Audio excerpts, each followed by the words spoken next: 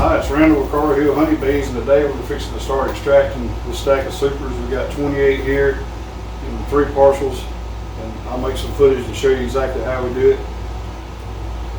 Just prior to starting this video, I went ahead and checked the moisture just to see how the dehumidifier done its job. I was able to keep it around 85 degrees in here even overnight, and the humidity down around 30 to 35%.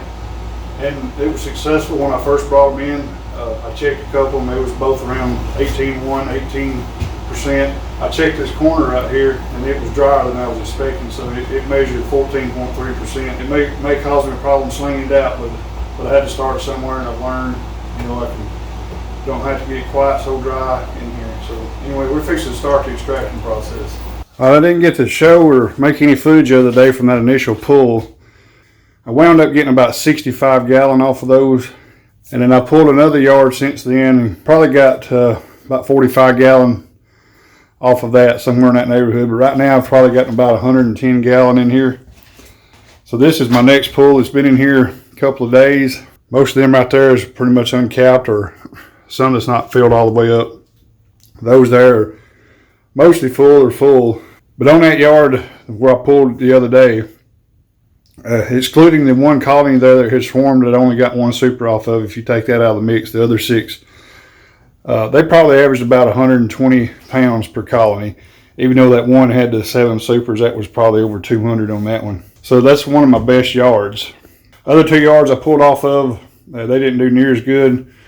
So let's take a look at what we've got so far. This is one of my 100 gallon tanks, and that's about full as I ever get it there. That's probably around 95 gallon, something like that in there. But it's full all the way up. That's been sitting there a couple of days.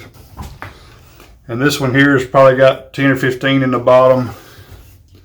And this one probably has 5 to 10 in the bottom. And basically what I'm doing, I'm extracting straight to the bucket. No strainer. I bring it over here and I'm dumping it in this tank. Setting the bucket up here. And I try to I'll fill this up and let it set for a day or so, and most of the stuff comes to the top. And then I strain it through that screen, pour it in that one, and then I got a strainer there, and I'm pouring it into here, and that's exactly what I'm doing. That's the way I've been doing it for several years. I probably got 15 gallon down in there, maybe 20. So I've got probably 120 or so here, and I think I'll get, out of these supers here, I should get in the neighborhood of 50 gallon today if I get it all slung out today. So I'm going to set up here and show some footage. Oh, here's another tip. When I come in, I leave the lights out, and of course you can't never get all the bees out. So the bees will fly to the windows, and I got this handy little shop back here. I can just suck up the bees and take them outside and release them, and that works really well.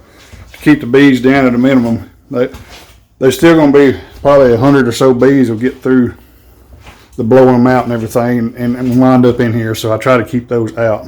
What I'm doing is I got a couple of space heaters and that dehumidifier, and while I'm not in here, I'm running that. So I've been in here just a few minutes, and you see the temperature is 88 degrees, the humidity is 42%. Disregard this one over here. That's pretty sure that 20% is not right. So I've got all this shut down where we can hear. And that seems to be working really good. That's how I'm bringing the moisture down. I can tell the difference in the taste of the honey. It's definitely making it taste better. Just the richer taste to it. When I come here just a few minutes ago, it was showing 40%, which I turned it up to 40%, but it will pull this little building down to about 28%. I don't think I need it quite that dry. I'm wanting to try to get in the 15% range on the honey moisture.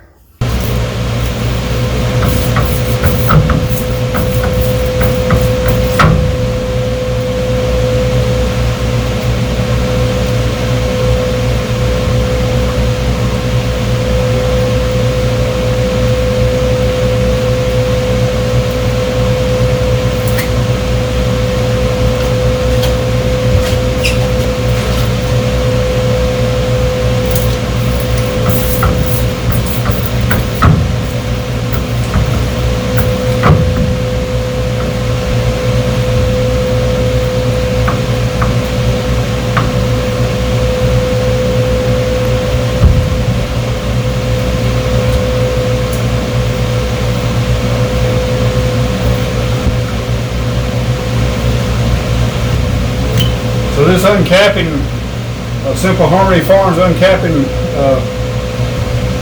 roller device, I guess you call it. It simply punctures the cells. It don't do much damage. You have almost no cappings, but it will plug up your screens pretty quick. You just have to take your capping scratcher and get the edges on a lot of them. But overall, it does a pretty good job, and it's much easier on the wrist than an uncapping knife for sure.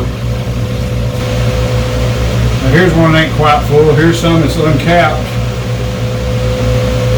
A little bit uncapped. They didn't fill this frame all the way side to side. This still got some decent weight to it.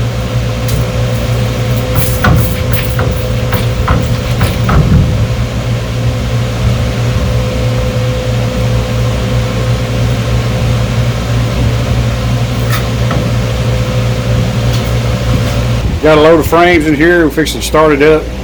I don't know how well it's going to do. It may be out of balance because quite a few of them was not filled out very well. So I like to give it the most strain on the motor and the components is starting it off. So I like to give it a little bit of help, kind of what I call the wheel of fortune spin, and then hit the power. And I think that makes a big difference in the strain on your motor. So it's getting going here. Yeah, she's out of balance a little bit. Pretty good bit.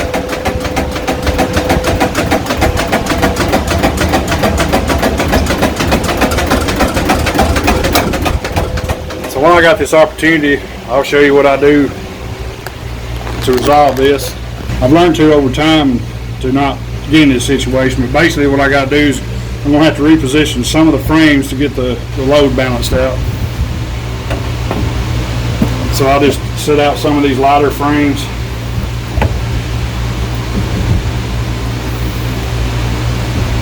Here's a heavy one, and I'll place it that away.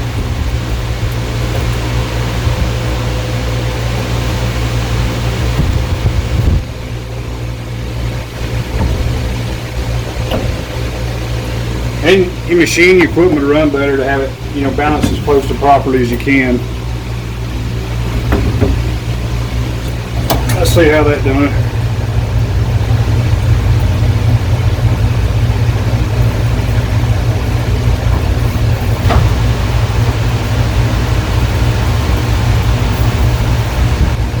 That's a lot better. We can live with that right there. So just moving a couple frames around, I moved 4 frames, made a big difference. It's still out of balance a little bit, but that's about as good as you're gonna get it right there.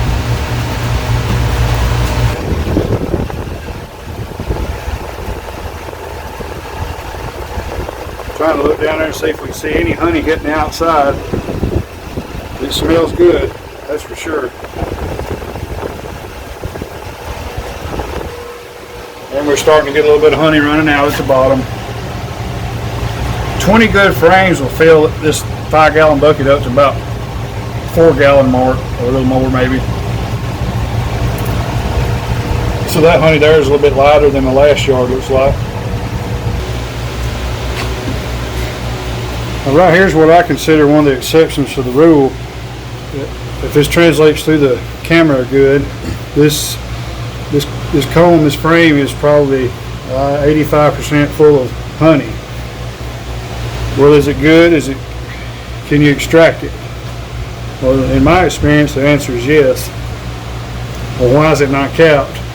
Well, in my view, my opinion, the most likely answer is the nectar flow run out. The bees just they didn't have the resources to cap it. So when I run into this, and I've extracted, I don't even think twice about this, but I'll show you if you're concerned about it.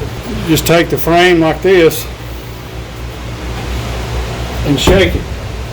And I don't know if that's coming through, but absolutely nothing is coming out. And also it's been in here about 2.5 days under the dehumidifier, so there's absolutely nothing wrong with extracting this. I've done it my entire beekeeping career. I probably say if I do 100 supers, I'm probably gonna have at least 15 to 30 frames or more that's gonna look almost like this or have very little cappings. So that's kind of one thing to keep in mind, especially towards the end of the nectar flow or midsummer. If you have frames that are not capped, just shake it, but You can look down in there and kind of tell, but that's just beautiful honey that they run out of resources and they wasn't able to cap it.